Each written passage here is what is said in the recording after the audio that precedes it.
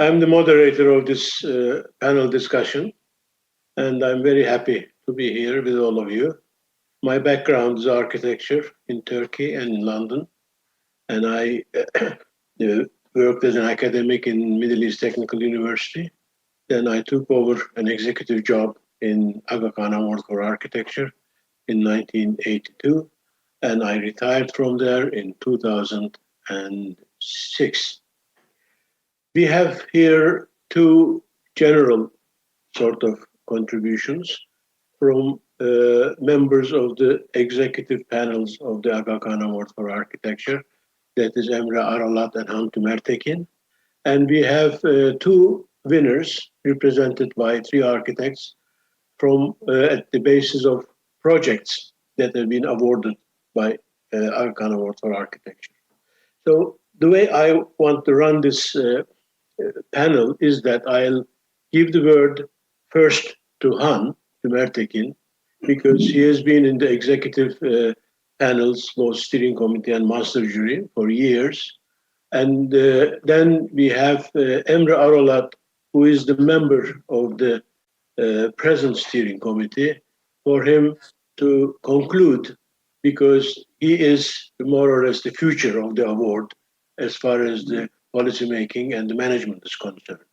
In the meantime, I shall give a floor to Saiful Haq and ex-architects Ahmed and Farid, and this is the sequence that I would like to run. If there is no questions at this moment, I will pass the word to Hamdi Mertekin. Thank you, Suha. I would like to start with that phone call that I had in 2004 from yourself, calling me from Geneva, saying that I won the award.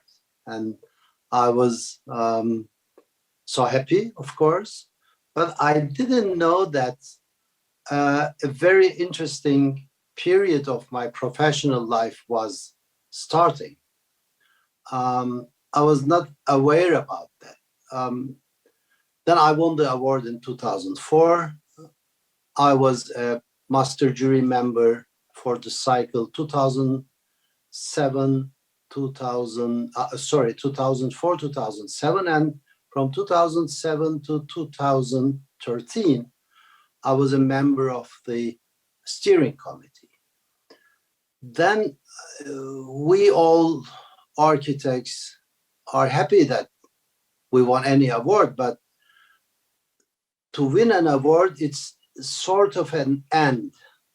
Then for Aga Khan Awards, it was not the end, but it was a sort of start.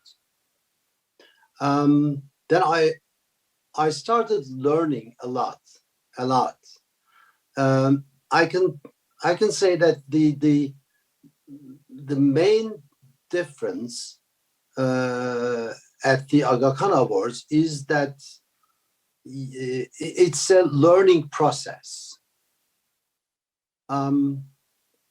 Then when you won the award, you a very intellectually equipped circle of intelligentsia welcomes you, and you start giving lectures, you start to be invited for juries, and then you start working for the awards. And I think that's what impressed me a lot after winning the award. All I can tell about the impact of the awards, that over the years I have seen that the energy and efforts that members of that family, it's not how to say, the impact can be much broader and much direct, I think. Then I would like to hear from you, from all of you, about that. Compared to the efforts, I think something better can be done. Because when the award was founded, the aim was to give good examples of architecture through Muslim geography, which is the case actually. But I think looking around our geography, we can't tell that the quality of built environment is going in the right way. I think to start with, that's all I would like to say, and then let's continue and discuss issues. Okay, Han, that's very precise to put. Actually, His Highness the Aga Khan, when he declared the mission of the award, he said that we would like to improve the built environment of the Muslim communities. We are going to do it by promoting appropriate and good architecture. So you put it very nicely well. So Saif-ul Haq is a very, very long time friend. And I was very happy this time to see him in the prize giving ceremony. I will not say how many years our friendship lasts because his age will be declared. I'm old enough. Okay, Saif, floor is yours. Okay. Merhaba, that's how you say hello in Turkish. Merhaba, Shubhecha, and greetings from Dhaka. Wonderful to be a part of this important international forum, and more wonderful to see friends from Turkey and UAE. And wonderful to see Suha, with whom now I have a friendship that is now more than 35 years old. So you can guess my age, and Suha has already declared that he's not a young man, but he's very much a young person to me. And so it was a good feeling, great feeling to see Suha in Kazan in 2019 when we were one of our projects was in the winners. Suha has always kept a special place for me and my friend Kazi, who is one of the jurors of the current cycle of the award. The award brought us in touch with Suha in the early 1980s, when we had just come out of the school, and we were very closely involved with Mazhar Islam, who was in the first jury of the Aga Khan Award. Mazhar Islam was an architect from Bangladesh who had contributed immensely. In fact, he was the first modern architect of Bangladesh, and he was in the first master jury of the Aga Khan Award. Suha had been closely following the architectural developments in Bangladesh and traveled to Dhaka to see us meaning Kazi, me, and a few others, starting the Bengal Institute, and which is now about 6 years old. The Aga Khan Award for Architecture brings us together here today. And this is what I find interesting about the award. Interesting because the award does not end with the award ceremony. Rather, it becomes a beginning of a wider discourse. The award had begun with a number of seminars before the first award was given out in the 1980s. The seminars continued beyond the first award, and probably this is a new dimension of that seminar that we used to know about, and we had one in Dhaka. And as a young architect, I had the privilege of co-authoring and presenting 2 papers with Qazi Khalid Ashraf and Mazhar Islam in the 1985 seminar when I got to know Suha for the first time. And today, I'm privileged to be here as an architect of a project that is one of the winners of the last cycle.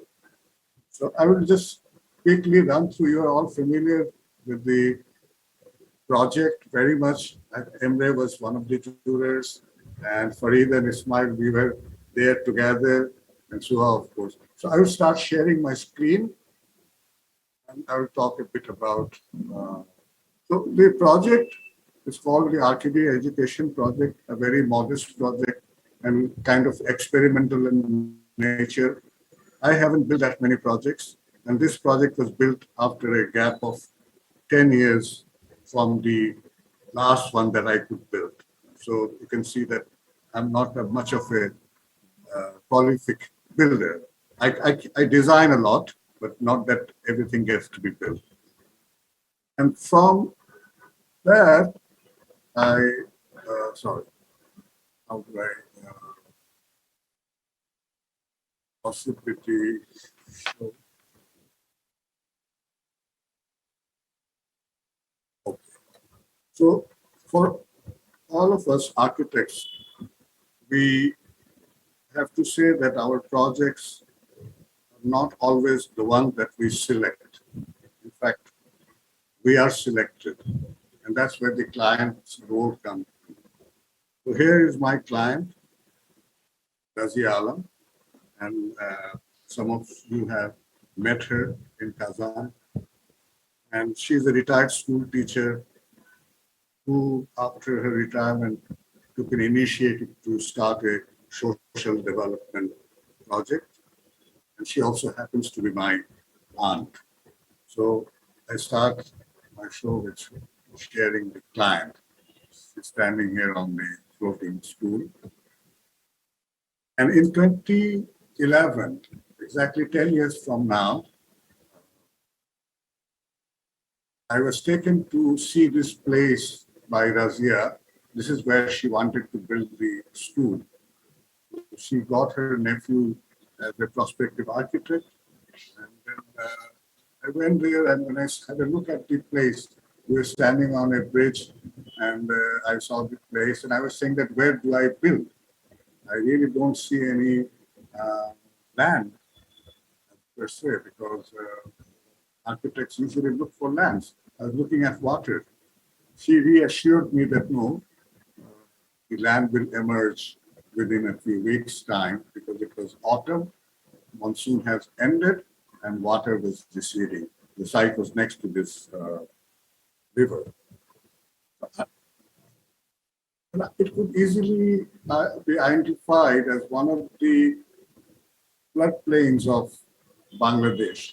Bangladesh, is a deltic country. There's numerous rivers and canals, and most of the surface land area is categorized as floodplains. About 80% of the area are known as floodplains. So what happens in a floodplain is that during monsoon, the image on the left that shows that they get flooded. This is very typical condition of Bangladesh. Every monsoon, you have the waters coming down, the mighty rivers of Ganges and Brahmaputra going through Bangladesh into the Bay of Bengal, and all the rainfall that we receive. So this is it. And in the right image, you can see that in the dry season, when not monsoon, this is the condition of the country. So when we are thinking of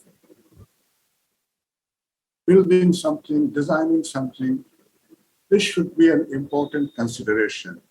So when we founded the Bengal Institute 6 years ago, that was one of the objectives of the Institute, to study Bangladesh very closely. So we carried out a very extensive study of the topography, the terrain, and these kind of images revealed, like this watershed. And unless we are aware of how the rain flows into the river, where is the best place to build, we may land up in trouble, and we have landed up in trouble. Like a city like Dhaka, a huge big city, faces lot of problem during the monsoon because we have not been careful about those conditions. Then we looked at the Google image and it revealed another characteristic of the site, and that is that it is a shifting river. In Bangladesh, the rivers continuously are shifting their channel. So on one side there is erosion and other side is formation of land. And this kind of lands, I mean, this is a very dynamic process of land formation and erosion. You have land formation on the edge of the rivers, and then you have erosions on the edge, and then there are these river islands. And they are called the chors. In local language, Bangla language, we call them chors.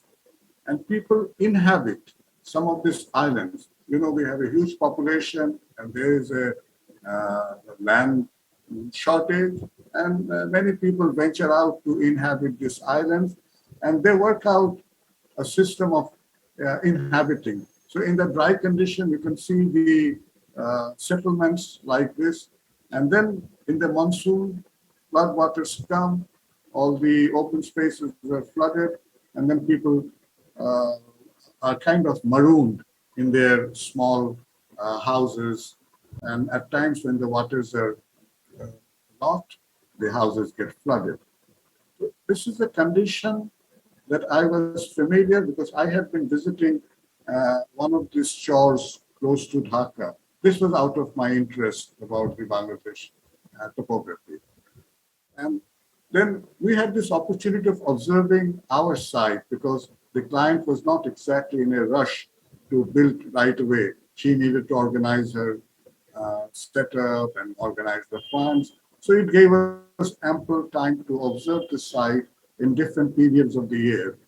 And we thought that it was not going to be a typical architectural engagement where you have the site kind of delineated and you have a building program. We did have a building program, but we needed to think a little different. So the other thing was that what was going on with the my dear Saif, we need to go a little fast in architecture. Your time is more or less up, but we can catch up at the end if there's anything remaining. Can you do that? Okay. I will just show these slides. So this is what's happening, and then the strategy that we do. Take your time for a couple of minutes so that we can. Okay. I'm not going back. Okay. Don't rush. Don't rush. Yeah. Okay. Yeah. So the schematic that we presented to the client, and I'll go back to the options. So we had basically three options to look at. First was the raising the ground and building something on top of it, and then building it on stilts, and then the amphibious one. The other two options were tested, but the amphibious one was not a tested one. So we prepared a schematic, presented to the client. We prepared a three-dimensional view so that the client would understand. And she was very enthusiastic. Though it was an experimental, not a tested thing, but she said that I want to go for it. And then we prepared the construction drawings, very precisely drawn, but the material that we were using was bamboo mostly. And these precise drawings needed definitely use as a guide only. And then we prepared a drawing like this to show to the carpenters, the builders, the construction team that how it was going to be built. And then we also made models for the construction team. And the construction began in the end of 2014, December 2014, and we started with leveling the site. It progressed gradually, and we had to work during the monsoon in 2015. And then in spring 2016, the project was completed, and the first monsoon after completion was experienced in 2016. We recorded the coming of the water and the receiving of the water, and we also observed how this structure performed. And then in 2018, it was nominated, and 2019, it was shortlisted, and then started a very extensive process, which you all are familiar with, site visits, documentation, on-site reviews. So This was taken in spring by the Aga Khan photographer. And then the site had transformed totally. And it was also photographed when it was in use. And we needed to send photographs when it was floating the same year before the final jury would take its the master jury would take its final decision. And then we took an aerial photograph. We had issues with the repair and it was managed, but unfortunately last year, right after the breaking of the pandemic, we faced great difficulties, and last year the flood was unprecedented. The school suffered extensive damages, and we are looking forward to rebuilding it. The client is looking forward to it and rebuilding it in a robust manner. But the award has given us an opportunity to share our story, meet old friends, and make new ones. We look forward to continue with our journey in architecture. Çok teşekkürler. Thank you, everyone. Saif, wonderful, wonderful project. Really, it is full of energy and affection. And I congratulate you once again. Ahmed and Farid, how would you like to proceed? One by one or together or whatever? Time is yours. Please take it up.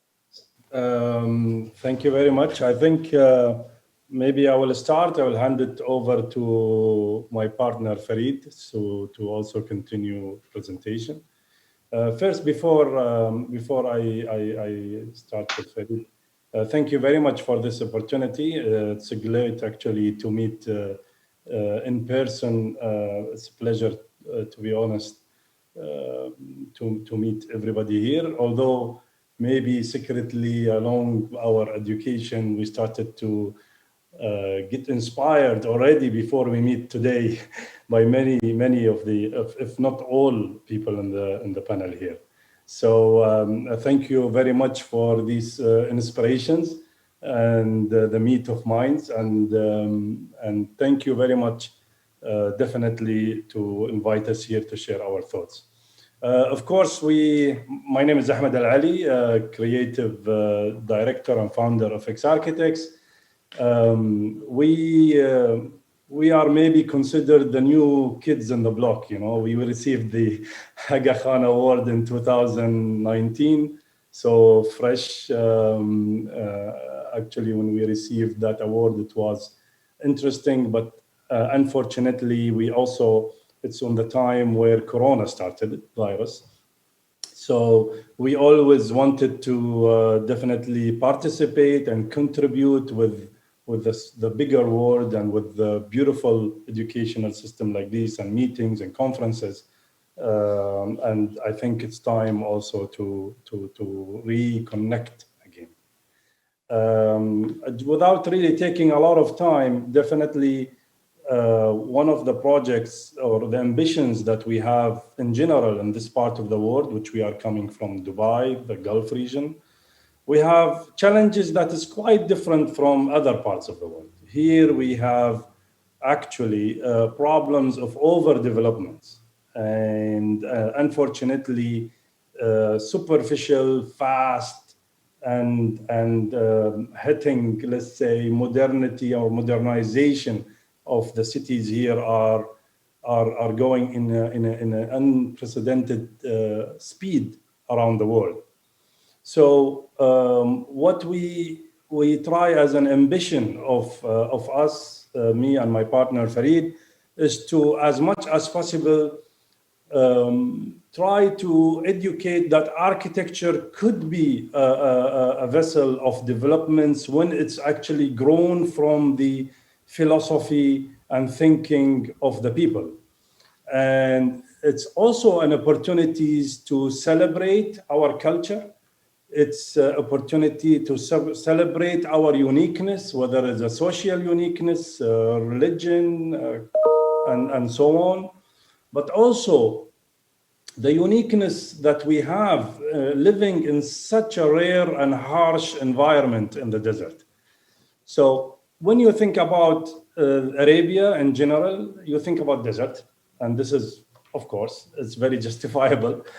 But definitely, there are wonderful, intense moments of ecosystems that are very minor and very beautiful and very fragile, that we, as a mission here, we wanted as much as possible to preserve these conditions and to be able to also illustrate our philosophy that we want actually the new generations, especially to the young generation, to protect these amazing rare moments in nature, where definitely its scarcity becomes very important, to preserve these scarce moments for the wider ecosystem, for the birds who is enjoying this, the animals and so forth. And if you kill that, because in the idea of development and modernization,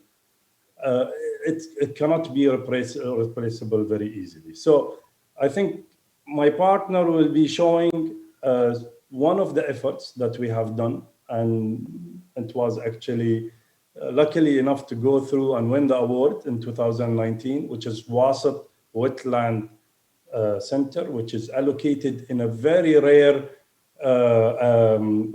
wetlands across the Persian Gulf, and is always being threatened of a real estate projects and the movement of really the developments and the city.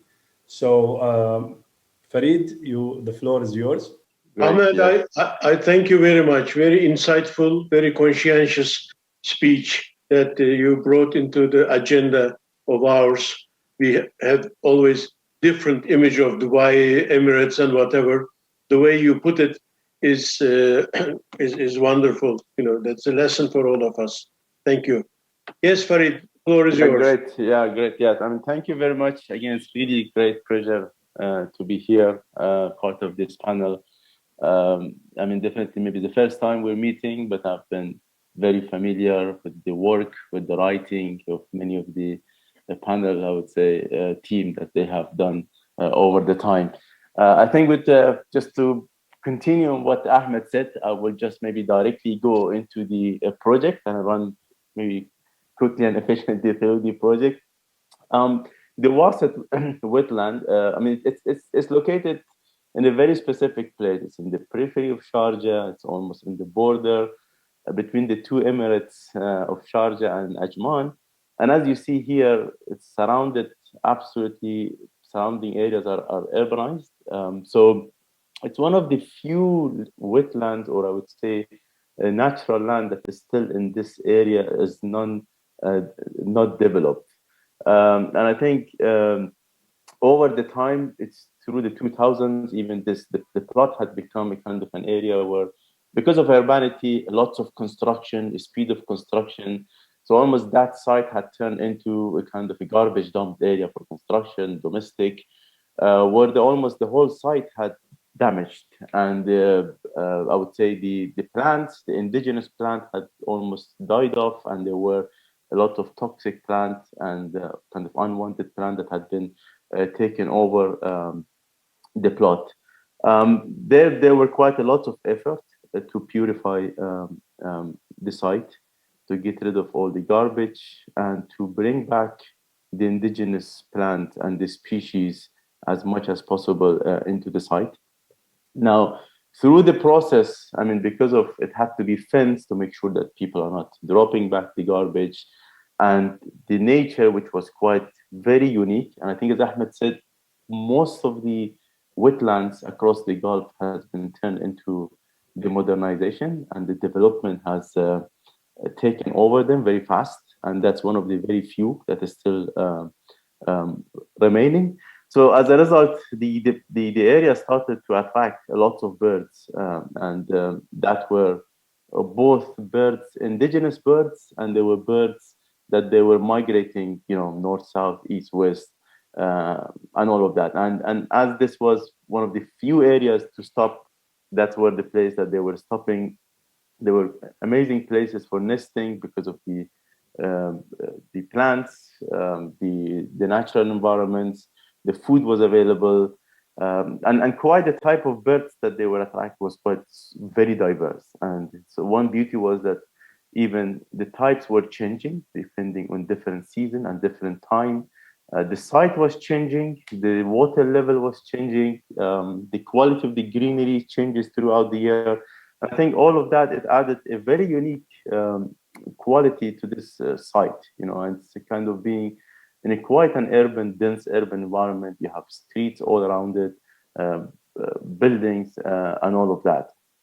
And the site turned into somehow, I would say, kind of through the preservation, kind of conserving the natural environment into a very, I would say, unique and sensitive place. So we started to look into the site. So we found that the quite dense kind of buffers of trees, which almost protect the site against the noise. It creates shade, it creates feed for the birds. There's water. And of course, this idea of rehabilitating the site was quite very important. So throughout the process, there were almost around 35,000 trees that had been replanted while removing many of the toxic or kind of, I would say, plants from the site. And the program was to create a visitor research, a breeding center, as well as the bird hide. So it's quite a very sensitive program, very sensitive site. And knowing that the birds are very sensitive, meaning that just superimposing any building might not only attract the birds, but maybe almost allow them to go away. And at the same time, sometimes becomes very dangerous as the birds start to fly into the building and so on. So the strategy was quite very important. What can we do in this site that we respect the site, we respect this natural preserved area, and we add elements to enhance it and to create and to bring this extra element into the site while working with the surrounding. So the main idea of the intervention was to have the habitat conservation, to make it an educational place where not only people go learn about the birds, but at the same time where people get educated about the environment, about the idea and the history of the environment, the idea of the conserving or the preservation of the place. Of course, part of that there was rehabilitation and the breeding center for the birds as well. So we started looking at the site, of course, looking at the orientation, the requirements of the birds. Certain birds, they needed specific lights, like north light, in order to be in a comfortable area. The views, the topography was quite very important on this site.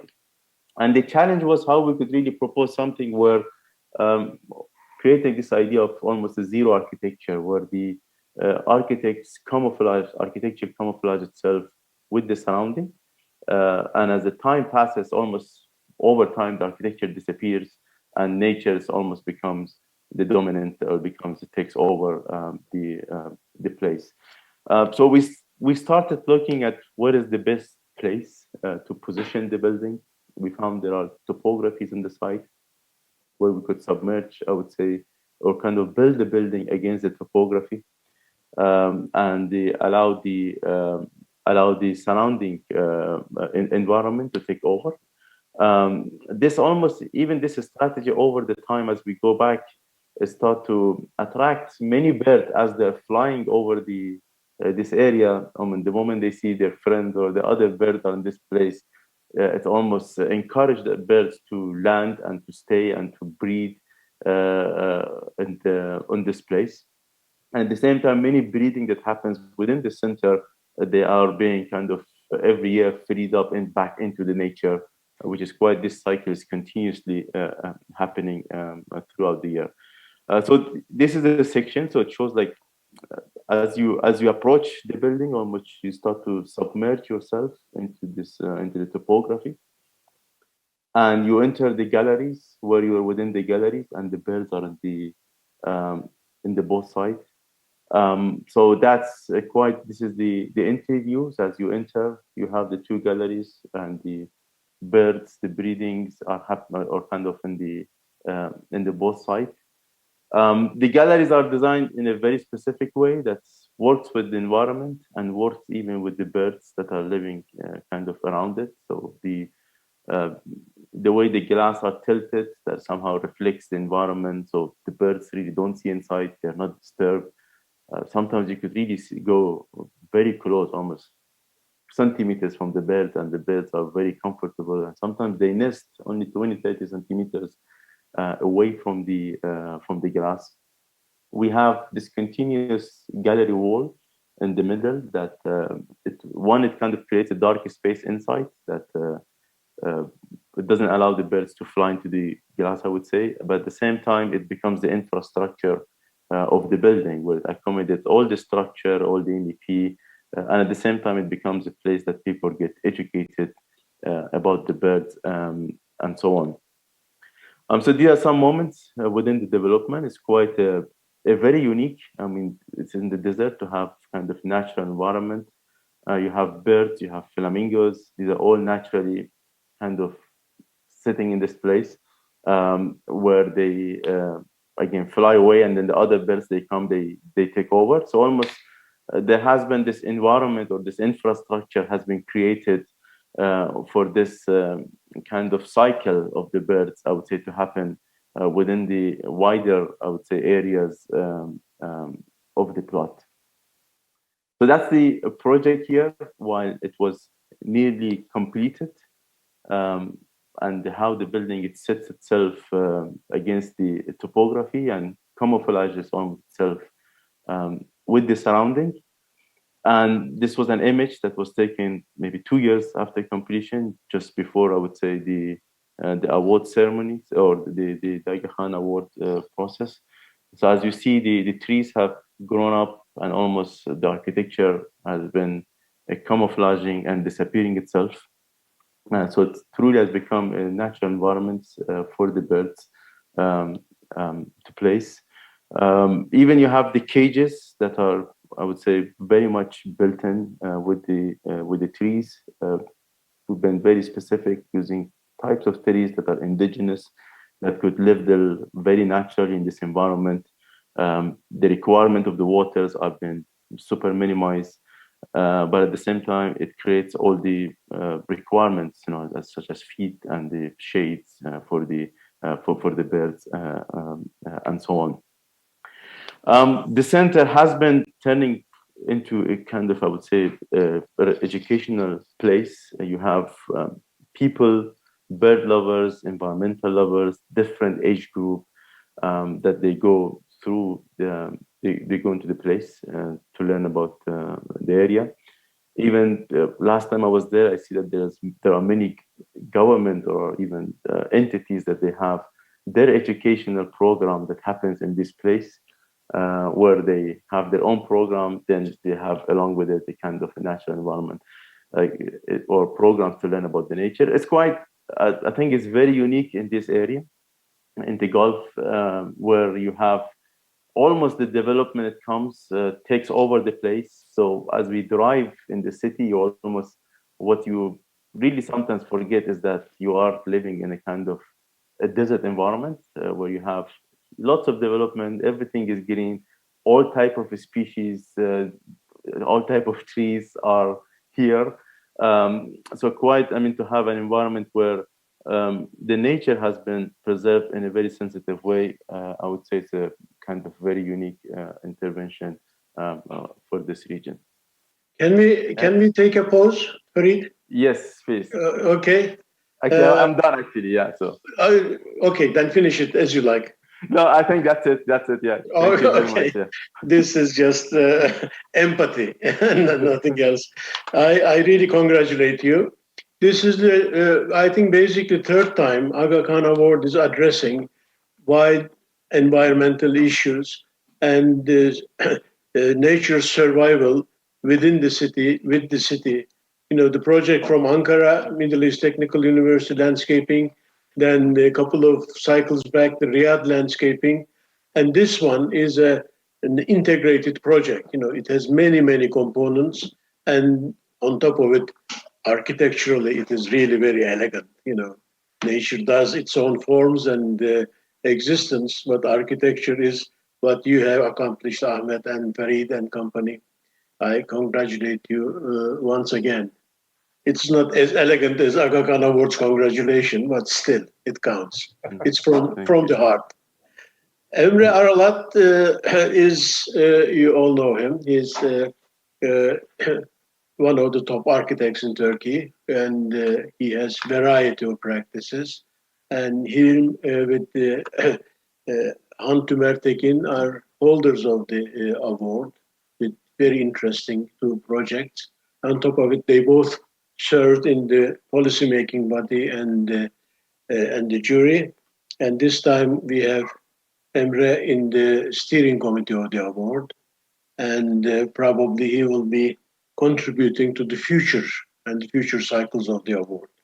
After his talk, I can open the floor to discussion. And if you have any questions, queries, appreciations, criticisms, please don't hesitate. Emre, floor is yours. Thank you, Suat. I will prefer to talk in Turkish today. Because as a member of a steering committee, I think one of my missions is to promote the award or to introduce the award, especially to younger architects in Turkey, as well as students of architecture and design in Turkey. To raise awareness among them about the award. So therefore, I would like to focus on a few points that I know everyone in this panel is actually very well aware of already. I think the most important thing I want to focus on is the fact that ever since the day the Aga Khan Award rewards were given out, the evaluation, the criteria were very unique, and as the other panelists also stated, the reception of the award is only a beginning, which starts with a phone call, but it is an adventure in itself that continues afterwards. And for me also, it started out exactly like that, and I'm still in that journey, in that adventure going on. And I, like all the others, thought that it was a final moment, a climax with the phone, but that was not. That was just the beginning, and the journey is still going on. And I would actually like to say that there is in the world so many architectural awards. Actually, there's an inflation of architectural awards in the world, but this is unique. The Aga Khan Awards are very, very meticulously prepared and inspected every 3 years. And within these 3 years, actually, what happens is that the steering committee members, as well as the other members of the evaluation committees, the juries, are very adamant to pick and choose in the direction or in line with the mission and the vision of the Aga Khan Awards. And it is a process in itself, which starts with the master jury selections and continues afterwards with, how shall I put it, in a very intense process. For example, in a world where most of the architectural awards are given by looking at a photograph for a few minutes, I have to point out that in a world with different paradigms, the Aga Khan Awards puts in incredible amount of work and effort to determine the right candidates and the right award winners within these 3 years, with on-site visits, with documentation, with the background inspections. So it is the complete uncovering of a whole series of values which lie behind the establishment of those candidates and awards. So in that sense, in a period like today, and in a world in which we live for the past decade, it is actually maybe debatable how actually befitting this award is with the rest of the awards, with the perception and the perspective of the rest of the world. In that sense, it is actually taking into the foreground some basic values which we believe are the pillars of the architectural world, but which are considered maybe outmoded by some of the younger architects. But these, in the neoliberal system, with besides all those glimmering skyscrapers, which are the symbol of modernization today, the ivory towers of today, we see these awards that is actually not a part of that rest of the world, with a value on its own, with a philosophy of its own, which respects the world, which values the world as it is in terms of demography, in terms of social and ecological values, to preserve our world, to improve our world. That is the basis of the Aga Khan Award system. And this system, as it stands, I believe is very valuable for the younger generation as well. As a person, I walk within very different circles and educational spheres, and I see the targets, the objectives in the minds of the young people, in the minds of the students, and their thoughts about the kind of architecture they want to implement, is, I think, going to be very much influenced by the Aga Khan Awards, what it stands for, the values it represents. So I believe that an award such as this one can be very, very influential in the perspectives of the young people as well. It values a mechanism that is almost forgotten in this modern world, but it is therefore exactly that much important to bring into the foreground. I believe this is a sort of a contradiction in terms. So on one side, the world is trying to express itself through the seemingly progressive view of the 70s. And on the other hand, it is at a crossroads for another perspective into preservation of this world, its values, its integrity. So it's trying to, on one side, express itself in innovative terms, and on the other hand, it's trying to preserve its values. So it's not very easy to integrate these things, but I believe in the upcoming period now we will be opening up some new channels, some new ways for the world to renew itself spiritually and intellectually through the values it has already obtained by preserving them, but also adapting to the mechanisms of the new world, the promotional methodologies, the survival methodologies.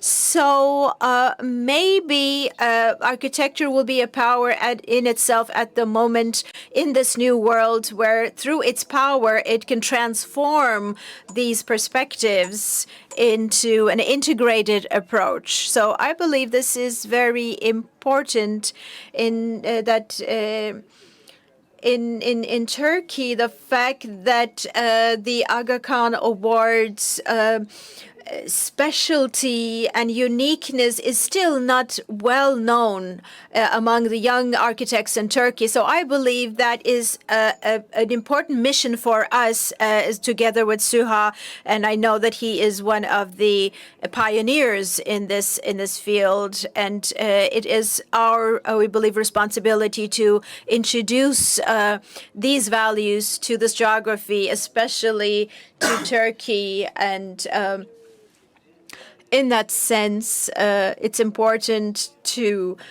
reflect these values onto the society itself.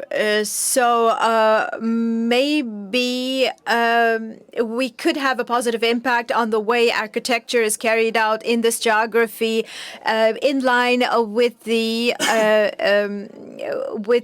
comments of Han in the beginning, in the very first speech that he had about the impact of the awards. But we should not be naive enough to expect that, of course, it will change everything drastically. Thank you. That's all. Wonderful to have a guidance from the next generation of architects after my generation. You know, Han and Emre, I consider them as my younger brothers. Actually, not my son or grandson, but younger brothers. And they took over the flag and they are waving it. And I can see with Saif, Ahmed, and Farid, a new generation of ideas have come. Aga Khan Award for Architecture has a structure which is more common or similar to English common law. It doesn't have rules and regulations and set criteria. Everything is left to the master jury. Master jury sets its own priorities, criteria, and selects accordingly. So these pieces, which are projects, while added together, they form a pattern, exactly like British common law. There's nothing written. But when you look at the 100+ projects, you can sense the direction, you can sense the priorities. Every jury had stressed some aspect of it, but there is always in the heart the society, the prosperity, welfare, and happiness, environment. All the good values of the society have been picked up by the juries. And Aga Khan Award, very ingeniously, that precedes me, put together a mechanism which is a minimal democracy. That minimal democracy means that there are definite delineations or separation of forces. Aga Khan and the steering committee, they decide about the policies, you know, what to do, what's lacking and whatever. They organize the thinking patterns. These are seminars. We have more than 3 dozens of those. And these seminars are the thinking platforms. And some of them, especially the one we did with Saif in 1985, had a real breakthrough in the architectural discourse, architecture and regionalism, which was the sort of perhaps the lingua franca of Aga Khan Award, which is not declared, but we declared it in Dhaka with Mazhar al-Islam. And Mazhar al-Islam is the father of architecture for all of us.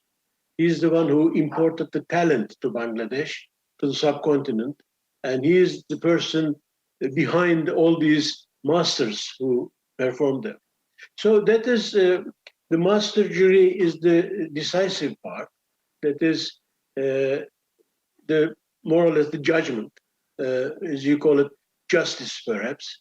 And steering committee is the policy-making body. And these do not interact. They only interact on paper where they communicate to each other, whereas the secretariat, which I used to run for 24 years, bridges these bodies, the policy-making body and the judgmental body, master jury, and the executive power and the whole mechanism. From that point of view, it is very democratic. I have never witnessed steering committee or His Highness challenging one set of awards or any award. There were many awards which we did not particularly like. There are many awards which we criticized. There are many awards, they were counterproductive to the policy of the Aga Khan Award for Architecture. But we and His Highness and the steering committee never ever challenged the master jury decision. This is very rare. In this country, I am sitting in the jury. The person who is organizing the award or competition calls me directly, as the head of the jury. This is unforeseen for the Aga Khan Award, unthinkable, So that's why it's so strong altogether. That's why it's the guiding force. So with Emre's direction, if we can open it more to the younger generations, and the projects that have been presented here could be the guiding forces for the next generation. Minimal technology, but a lot of learning and process and societal existence and care for the nature, which nobody thought that Dubai would care about this, or Emirates. And Ahmed very nicely put it. He implicitly said that our problem is overdevelopment. That is a very, very sweet kind of criticism for all of us. So we have 4 more minutes. If you have any urging reaction that you can voice, floor is yours. And if not, I can talk forever. So if you are smiling, tell me. May I? Yeah, okay. Okay, Han. Okay. I think the fundamentals of the award is still remaining.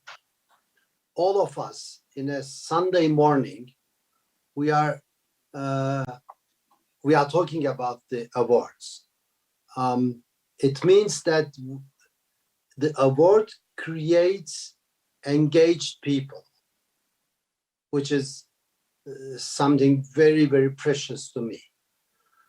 The second thing is that, as you mentioned, the steering committee and the jury has no direct contact, but the way the steering committee steers the awards is a permanent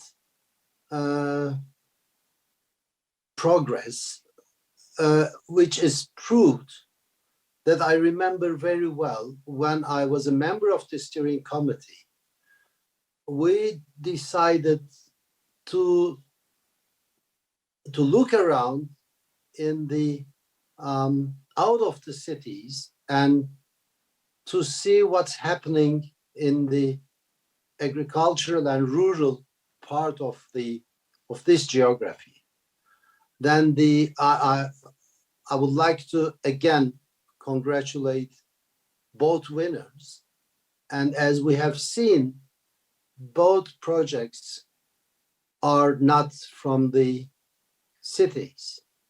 Then this is something that makes me happy, that the efforts has some impact. Okay, before we conclude, Saif, would you like to say something or not?